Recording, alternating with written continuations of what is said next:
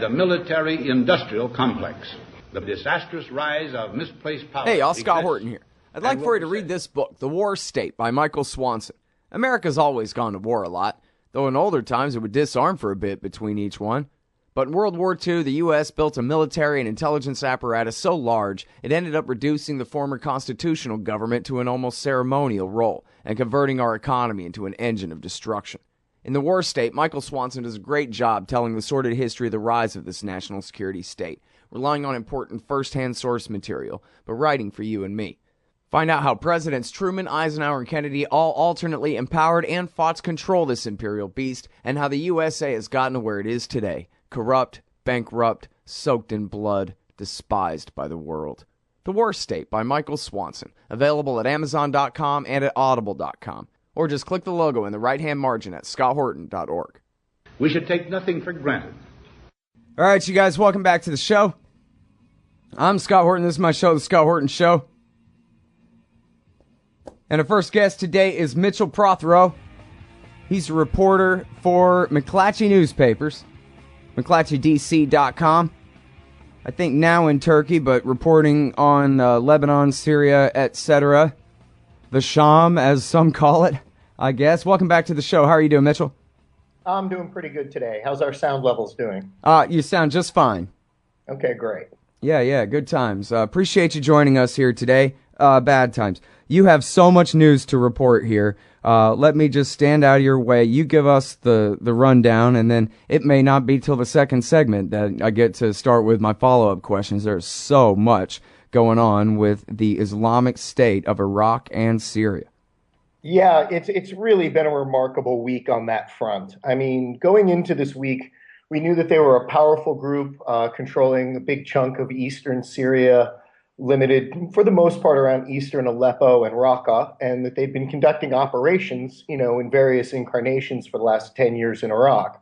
What nobody really saw coming was a massive conventional attack on Iraq's second largest city that was, I guess, so intimidating that the Iraqi army and police just threw down their guns and ran.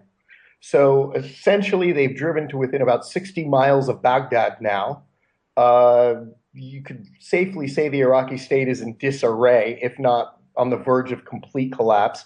And at this stage, we're seeing militias step in from both the Kurdish side and from the Shia militias that at times battled the United States off and on throughout the U.S. occupation, are stepping in to essentially stop them from reaching the capital.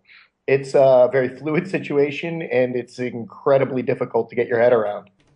All right, now, so now one big difference between a town like Mosul and Iraq is that Iraq is now a super-duper majority Shiite city because of the American war there. And so I guess the question is not so much whether they could really take Baghdad, but whether they could take the army that's protecting Baghdad, whether the Iraqi army has the wherewithal to stand up to them even back in Baghdad, much less way out on the frontier, so-called, out in Mosul, right? Well, it's even gotten so much closer at this stage that you could argue that within 60 miles of the Baghdad city limits is where we're seeing some clashes now. So where's that? That's like Abu Ghraib neighborhood, right? Well, that's in that direction. They've been in Abu Ghraib, actually. That we're talking. That's to the west. A little bit of history here. One, earlier this year, there was an uprising in the Anbar province, Fallujah and Ramadi, which may be familiar historically to your listeners, just because the U.S. fought some terrible insurgencies there against a lot of the very same guys we're seeing rising up against the Iraqi government. Those cities essentially fell as a result of the fighting that was going on in Syria. Parts of them are still slightly under the control of the central government buildings sort of in the center of town. But the countryside and huge swaths, and we're talking millions of people, have more or less been under what we call the Islamic State of Iraq and Syria, or I'm just starting to call the Islamic State, because they're practically a country at this stage, as well as tribes that have been irritated by the Shia government in Baghdad. You're right when you say that the Shia had essentially taken over Iraq after the United States invasion and occupation, in part just because there were more or less fair elections, and Shia compose about 60% of the population of Iraq, with about 20% Kurds and 20% Sunnis, or Sunni Arabs. So what had happened was they fought a nasty sectarian war for control of Baghdad between about 2000, late 5, early 6, and 2008, that the Shia more or less won. They drove huge amounts of Sunnis out of their neighborhoods, pushed them sort of into the western side of the city. And at that point, you saw a lot of the violence in Iraq calm down simply because the Shia were firmly in command. They kept rolling with that and had essentially taken over the country. And since the U.S. left in 2010, there hadn't been any real motivation on the part of Nouri al-Maliki, the prime minister, and the Shia to share any kind of power. And so they were taking revenge for both, the sort of the oppression that had happened under Saddam. They were rewarding their followers through patronage and jobs in the ministries. Finally, we're in charge of the money here. We're going to make sure our people who'd been oppressed and sort of shoved aside for 40 odd years, make sure they get paid here. And also, a little revenge for the civil war that they essentially fought with the U.S. as a referee. Well, the Sunnis are not happy about this. And the minute that the Islamic State guys, who are what we're calling a proto-Islamic caliphate, they're really even, as some might say, a little crazier than al-Qaeda. They've been kicked out of al-Qaeda for brutality and for trying to bring an Islamic State at a time that virtually even the al-Qaeda guys thinks it's inappropriate. And they've just gone on their own. They're their own thing now. And once they attacked Mosul, what we're seeing more and more of is that the Sunnis, who've been so marginalized over the last 4 to 10 years, have risen up along with them. So even guys who wouldn't ordinarily subscribe to an al-Qaeda ideology are taking up arms to fight against the Shia-dominated government in Baghdad. You are right, though. I think it would be a stretch to think that this offensive could take a city of 8 million people that's had 5, days to prepare. The supply lines are a lot longer. But just about everything north of it right now is in flux, except for the Kurdish areas. The Kurds have a very professional security force.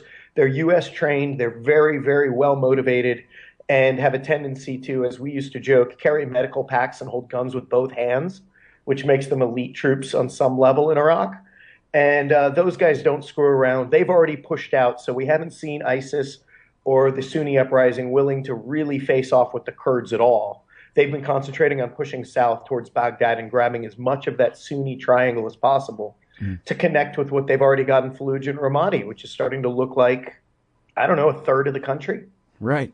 Yeah, well, God, there's so much to go back over here. But on that note, it's been, 5 or 6 weeks now since the State Department report came out, and I interviewed your colleague, Jonathan Landay, who is a very sober guy. I mean, I've been speaking with him for years, and he's a very sober-minded guy.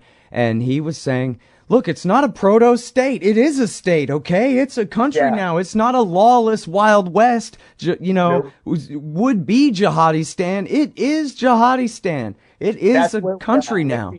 Landy's 100% right on that. It's something that I've been pushing now because we've been trying to explain what ISIS is throughout all of my coverage of Syria.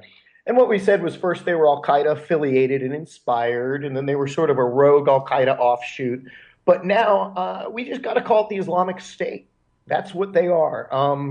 They took the central bank in Mosul. Nobody really wants to tell us exactly how much money was in that bank, but one estimate I've seen is 400 million US in Iraqi currency, plus unknown amounts of foreign reserves and gold bullion. So whatever the number is, I think it's safe to say at this stage, they've got more Iraqi money than they can ever really realistically spend. Certainly enough to pay all the civil servants in Mosul for, the next year or longer. And they're by far, even if the lowest estimates that I've heard rumors of, because I don't want to commit to a number because we're not reporting that, I don't really know. But I can't imagine even the lowest estimate wouldn't make them the best funded non-state actor in the world. Right. And at some point, you've got to make them a state actor. They control oil fields. They have taken a power plant. They're about to take over. In fact, I'm surprised they haven't done it yet. I think they're afraid of damaging the equipment, but they're about to take over the largest oil refinery in Iraq. They run their own courts. They have their own police. I don't think it's anything that your listeners would be in a huge hurry to immigrate to. Right. But it's definitely, at this point, the formation of what we're calling a nascent, proto-Islamic caliphate. Yeah, I mean, it really is. It's not just that they have the authority to keep Assad's troops out or something like that. They're providing the water and the electricity and the local dispute resolution systems, like you're talking about, the local court systems, this kind of thing. They really are building a country here. And they're doing a lot of it, and they're being sort of rewarded right now by the people. Right. I'm sorry. I gotta go out to this break, Mitchell. Hold it right there. We'll be right back, everybody, with Mitchell Prothero from McClatchy Newspapers, with some answers about the Islamic State of Iraq and Syria. Hey, all, Scott Horton here. It's always safe to say that one should keep at least some of your savings in precious metals as a hedge against inflation. And if this economy ever does heat back up and the banks start expanding credit, rising prices could make metals a very profitable bet. Since 1977, Robertson Roberts Brokerage Inc. has been helping people buy and sell gold, silver, platinum, and palladium, and they do it well. They're fast, reliable, and trusted for more than 35 years. And they take Bitcoin. Call Robertson Roberts at 1-800-874-9760 or stop by rrbi.co. All right, you guys, welcome back to the show here.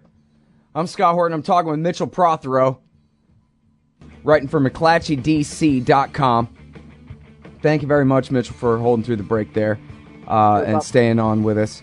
As you know, you're one of the few who's covering this kind of thing. Well, I mean, maybe now it's the big story of the week, but up until now, you're one of the few paying very close attention to this. So I really appreciate your journalism and your time on the show. And now I'm going to say some things that I take responsibility for any errors. I'll ask for your correction, but I want to give credit to your colleague, or at least former colleague David Enders, to Patrick Coburn and others for who I believe I'm paraphrasing. During the Iraq War, the Sunni-based insurgency was really the entire Sunni community of Iraq. They had everything to lose by losing Baghdad and losing the control of the government. You had former Baathists, Sunni imams, and tribal leaders, family, elders, and these kinds of people. They controlled the insurgency. Al-Qaeda was about 2 or 3%, Zarqawi's group, and they were useful, and actually not really, but they were thought to be useful for a time. They were probably more harm than good for the Sunni insurgency, and they eventually cut their losses and attacked them and marginalized them and kept them down for quite a while, and even gave Petraeus a little breathing room to declare a victory and go ahead and get out of there. Whereas in Syria, this has really always been their war. This is not the Sunni-based insurgency. At least substantial proportions of the Sunni majority, and they're the 70% majority in Syria, unlike the 20% minority in Iraq, as you said. But still, substantial proportions of Sunnis in Syria seem to prefer Assad, or at least to sit this thing out, and it's not so much just a clear sectarian split in the war there. It's much more just al-Nusra and ISIS's war, and the so-called moderates are widely rumored but seldom touched or seen. It seems like all the support goes to these very same extremists. We call them Al-Qaeda, the bad guys in Iraq, but they're the rebels in Syria.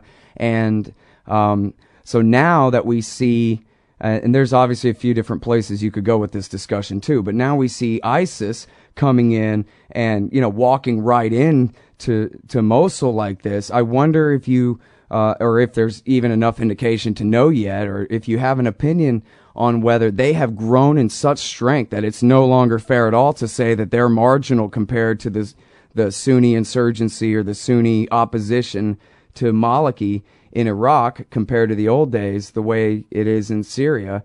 In other words, if the tribal leaders of Mosul decided, okay, you guys are getting a little too big for your britches here, will they even be able to marginalize them as they did back in 06 and 07, if you know what I mean? Or are they really that powerful now that they could walk right into Fallujah tomorrow too, and stay there?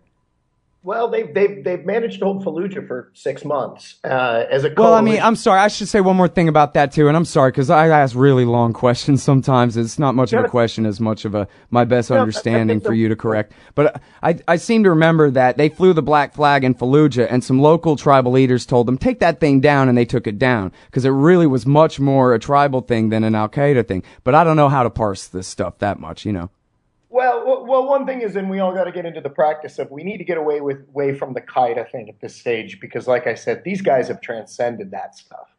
The joke is that they're not Qaeda, they're actually worse, depending on your perspective. Just to go back a couple of things that you said. Sure. There was a Free Syrian Army. There is still one. They were very powerful in the early days of the Syrian revolution, and a lot of them got killed, fighting pretty bravely, to overthrow Assad. And they did have a vision for a state that probably we would have all been a little more comfortable with than what's been happening. But at a certain point, the Islamists did arrive and really marginalized them. And a lot of the FSA guys, turned out to be gangsters, turned out to be sort of in it for the money, and they basically fell apart. But even today on the ground, my guess would be there's still more of those guys than there are Nusra and ISIS in Syria. But they're just having a very difficult time. The regime has been better armed. Iran has flooded the zone with as much money, fuel, and weapons as the regime could ever need. And with Hezbollah fighting on the side of the regime, they're about the most professional and effective military force in the Arab world. They've just had a terrible time of it. And then they got attacked from behind, basically, by ISIS. So, I do disparage them frequently as hotel revolutionaries, as being somewhat incompetent, but they really were important early on. But we've seen, like we did in Iraq, we saw that this insurgency transform into an Islamic one. I would agree with all of my colleagues about Iraq, and I was there during this time. It did not start as something that you'd call particularly Islamic or Islamist, we should say, in nature. I think most guys were Muslims. But what they were was nationalists, Baathists, a combination of people who, for different motivations, were furious that the U.S. was occupying. But we did see it transform into something along the lines of ISIS. And by 2006 and 2007, they were the most powerful insurgent group. To a large extent, that's why the tribes ended up turning on them. They got sick of being bossed around and told what to do by Yemenis and Saudis and these foreigners. And when the tribes decided they had to go, they went fairly quickly because they were foreigners. And even an incompetent Iraqi is going to be a better fighter than a competent Yemeni if you're in Iraq. And so that's what we don't know yet. We've definitely seen guys in this incarnation of this fight, replacing the Americans with the Shia government, who have joined, who aren't otherwise, prone to supporting Al-Qaeda's, or I should say the Islamic State's ideology, what we'd call Salafi jihadism. But right now, they're all working together. A bunch of us who've been experienced enough in the region would expect that alliance to start to fall apart. When that's going to happen, how that would happen, I don't exactly know, and I think it's probably early to think about that. What we're really faced with now is the collapse of the central government in Iraq, the collapse of their security forces, and everybody reverting to the militias of 2006. Mm-hmm. So what I think you're going to end up seeing is Iran backing militias, Asiya al-Haq, Jaish al-Mahdi. I don't know if they're going to come back in the same form they were when we fought them, when the Americans fought them in the early days of the occupation. The Badr organization, I think the Iranian Revolutionary Guard is going to end up flooding operatives into Iraq if they're not already there, in order to try to stop this thing before it gets to Baghdad. Right. But at this stage, I think that, like I said, the capital's not going to fall, but I do think you're going to see everything north of it balkanize into areas controlled by different parties. And at that stage, it's kind of the end of the modern state of Iraq. Well, it sure seems to me like Ayman al-Zawahiri really blew it from a, I was going to say public relations, but that's not really it. Like the so-called chain of command, he had these ISIS and Nusra and everybody else had sworn their loyalty to him. And then he ordered ISIS out of Syria and into Iraq. And they said, well, what are you going to do? Court-martial us from your basement in Pakistan, old man, or whatever? And they went ahead and did what they wanted anyway. And yet here you see that they're perfectly happy to go back and forth and go and fight in Iraq. And now look at these huge gains in Iraq. And they didn't do it because he said so. They did it because they wanted to. He's a couple thousand miles to the east of there. And so he could still be the, rhetorical and proverbial king of Al-Qaeda, but he's just basically marginalized himself right out of business, it looks like. Well, one, people are only going to follow you if you give them strong ideology and leadership or money and guns. And he's in a little bit of a difficult position because he's not very charismatic like bin Laden was. And he's running for his life, we assume, in Pakistan. So he's not in a position to drop $100 million on these guys to get them going. So why would you listen to somebody who didn't pay you? Yeah, but there's one silver lining in this, right? It's bad times for Zawahiri, finally. Yeah, he's had a rough run of it for a while now, but yeah, absolutely. The biggest mistake, I think, in some ways that these guys made, the Qaeda guys, in terms of holding everything together, is that they forgot one of their own core principles when they ordered ISIS out of Syria, which is that they approached this whole thing as, and one of the ISIS slogans is no nationalism, no tribalism, only the caliphate. And even if you ask them, bin Laden, Zawahiri, and these guys, they all believe this stuff too on some level, which is that there is no such thing as Syria. There is no such thing as Iraq, Lebanon, Turkey. These are, all parts of a broader Muslim state that got carved up by colonial Europeans in order to keep them down. So in essence, the minute he told them to all go back to Iraq, he was recognizing a paradigm that they were supposed to be trying to overthrow in the first place. And so the ISIS guys seized on that and just said, look, this guy's for political power. He's not for what we're fighting for, which is a state that does away with all of this silly stuff. Because there shouldn't be a difference between Baghdad and Damascus, Palestine, in their view, Al-Quds, Cairo. This is all the same country. All right. Now, is there any chance that you're just doing nothing and would love to do one more segment with us here, or do I need to let you go? I do one more segment. Oh, man, and now I can't even hear it. For some reason, Skype doesn't work with the bumper music. They conflict in the mixing board or something. Let's type to each other during the break. Mitchell Prothero, everybody, from McClatchy DC. We may have him in the next segment, maybe not. I'm not sure yet. We'll be right back, though.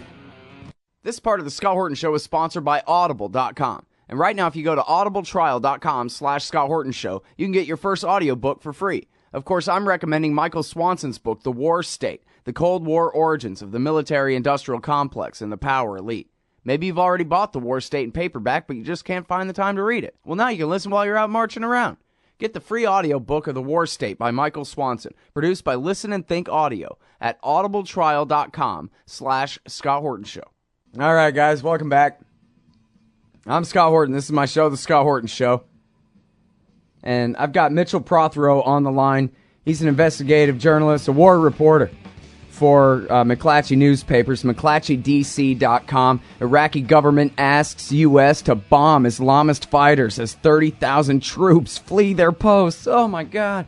Some answers about the Islamic State of Iraq and Syria. No longer the name of a fruity little club, now literally the name of a place on the map. They've even got bulldozers. Unconfirmed pictures seem pretty confirmative to me.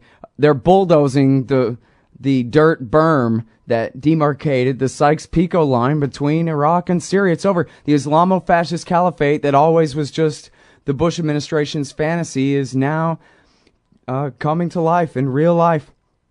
It's absolutely amazing. And so I guess there's so much stuff to talk about, but back to the question of whether they're going to try to take Baghdad or not, and how during the war the Americans helped the Shiites not just come to power in the election and all that, but really helped them with the sectarian cleansing, the Mahdi army and the Badr brigades of the sectarian cleansing of Baghdad, and made it like a 85% Shiite city, something like that. And I remember talking with Patrick Coburn about some of the attacks in Baghdad a few months back, or maybe a year or two ago or something, about, ISIS. And we were talking about how, well, look, if it took the army and the Marines to give Baghdad to the Shiites, then and to whoop Al-Qaeda and drive them out, along with the rest of the Sunnis, then they have no hope of taking Baghdad back, and they have to know that, right? And Patrick Coburn said, well, and he kind of confirmed this yesterday on the show as well. From their point of view, they're the super majority in the region. They got Saudi money, and it's the Shiite Arabs who ought to be on the defensive just by numbers. And so they sure would like to have Baghdad back. And so I just wonder whether you think, maybe it's a stupid question, it's just a speculative thing, but I wonder whether you think they really want now to try to restart the whole civil war for Baghdad again, or whether they're going to, continue to focus on Assad in Syria, or and consolidate the gains that they've made in the north and west of Iraq right now, or what? What do you see for the future here?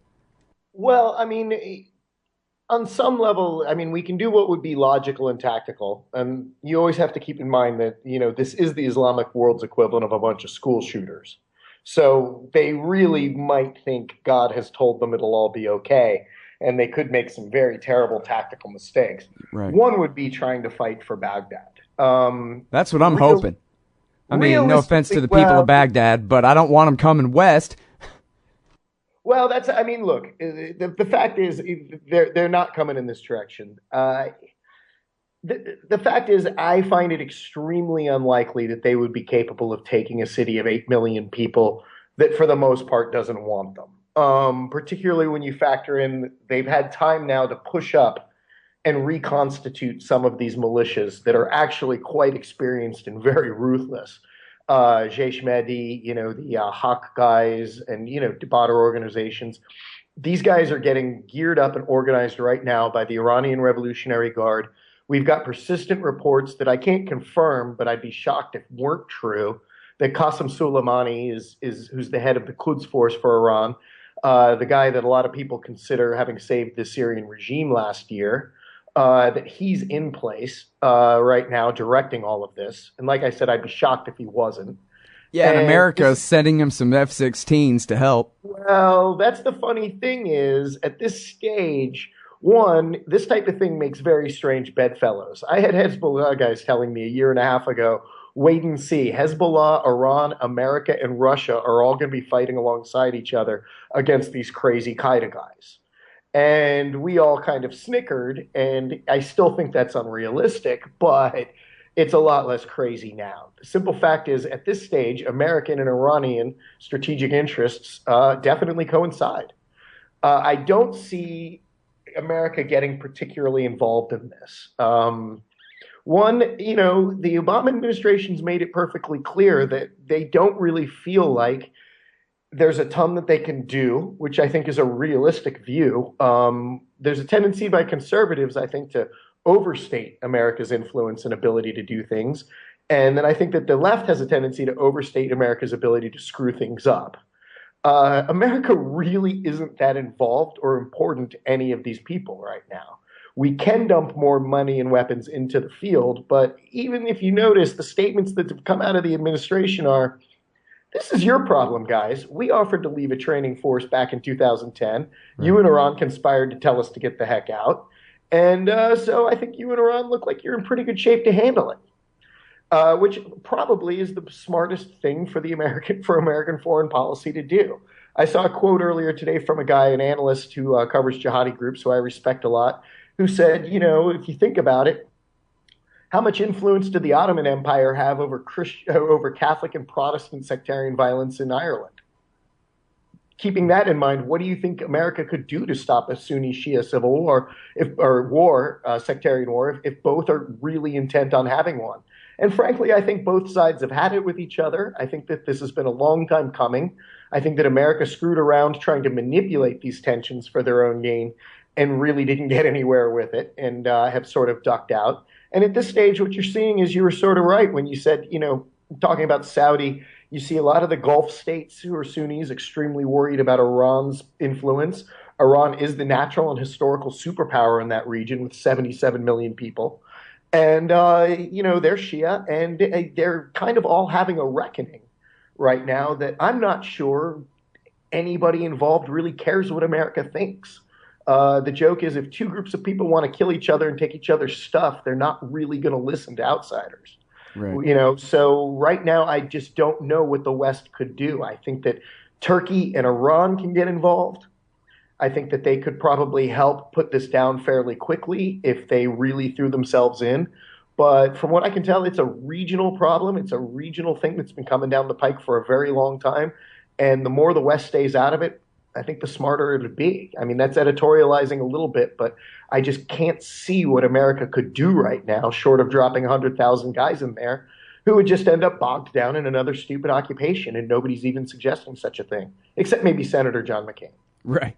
Well, I sure agree with you about, what's possible, what should be done, and that kind of thing. But, if we go back to the numbers here and the actual kind of borders and social services and real state being created here, it's just too good of a talking point for not just John McCain, but the whole right wing. And I think actually that because of the kind of Israel influence policy, if I may try to put it politely, of being so hell-bent against Assad and supporting the rebels, against Assad this whole time, the dissonance in the narrative has prevented the right wing, who usually are of kind of one narrative attacking Obama for not doing enough in any given situation. They're a little bit torn when they're saying he ought to be backing the rebels more in Syria and doing everything he can to help Maliki crush them in Iraq, when they're the exact same guys. But I think eventually the dissonance in that narrative is going to fall away, and it's going to become too clear to everyone, even at the New America Foundation and wherever, that, you know what, morality aside, as far as what makes sense, we ought to be doing like George W. Bush and paying Assad to kill Al-Qaeda guys, not paying Al-Qaeda guys to kill Assad. This makes no sense whatsoever. And if there's really a jihadi state there, I don't know how, never mind Hillary or Jeb Bush, I don't know how Obama is going to be able to resist sending in at least fleets of drones, if not Marines, when the reckoning with the old narrative and the new come to, sift out here. You know what I mean? I had dinner with a spooky sort of Defense Department official who works in the region about 2 months ago. And I asked him that question. I said, at what point do we see the drones in eastern Syria? I mean, you got piles of these guys. They're able to train and do whatever they want. Assad certainly has no interest in taking on ISIS, and we haven't seen much interest by ISIS in taking on Assad. They've been trying to build their own state and clearly had their eyes on Iraq the whole time. He said there's a very motivated government looking to kill them. We don't need to. Well, here. That's a great place to end it. Thank you so much for your journalism and your time on the show, Mitchell. I really appreciate it. No problem at all. Get in touch anytime. Great. That's Mitchell Prothero at McClatchyDC.com. Go and read that. I mean it. Hey, everybody. Scott Horton here for LibertyStickers.com. If you're like me, then you're right all the time, surrounded by people in desperate need of correction. Well, we can't all have a radio show, but we can all get anti-government propaganda to stick on the back of our trucks. Check out LibertyStickers.com. Categories include anti-war, empire, police state, libertarian, Ron Paul, gun rights, founders' quotes, and of course the stupid election. That's LibertyStickers.com. Everyone else's stickers suck. Hey y'all, Scott Horton here for WallStreetWindow.com. Mike Swanson is a successful former hedge fund manager whose site is unique on the web. Subscribers are allowed a window into Mike's very real main account and receive announcements and explanations for all his market moves. The Federal Reserve has been inflating the money supply to finance the bank bailouts and terror war overseas. So Mike's betting on commodities, mining stocks, European markets, and other hedges against a depreciating dollar. Play along on paper or with real money, and then be your own judge of Mike's investment strategies. See what happens at WallStreetWindow.com. Hey y'all, Scott here. Like I told you before, the Future Freedom Foundation at FFF.org represents the best of the libertarian movement. Led by the fearless Jacob Hornberger, FFF writers James Bovard, Sheldon Richman, Wendy McElroy, Anthony Gregory, and many more write the op-eds and the books, host the events, and give the speeches that are changing our world for the better. Help support the Future Freedom Foundation. Subscribe to their magazine, The Future of Freedom, or to contribute, just look for the big red donate button at the top of FFF.org. Peace and freedom. Thank you.